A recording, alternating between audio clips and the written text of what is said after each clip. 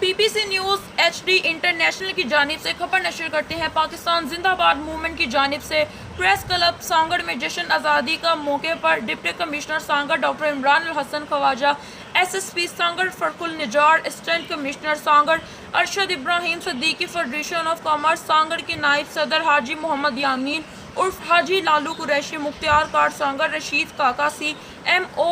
सांगड़ अजीज तन्यू व दीगर जश्न आज़ादी का केक काटते हुए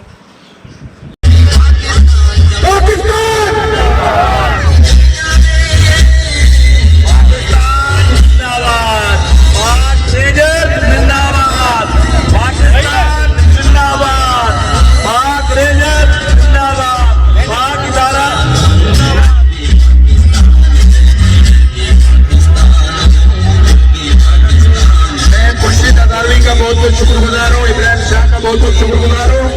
फैसल अबरोज, जमील लाशरी,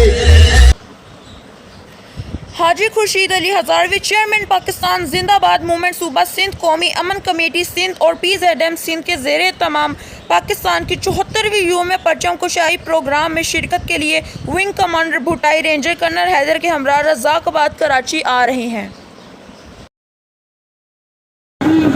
उसके बाद फैसल आप आगे ले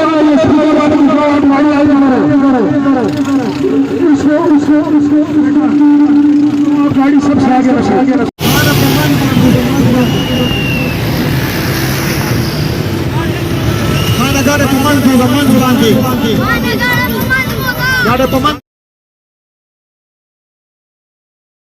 करते हैं कि ये इस अमन के सिलसिले को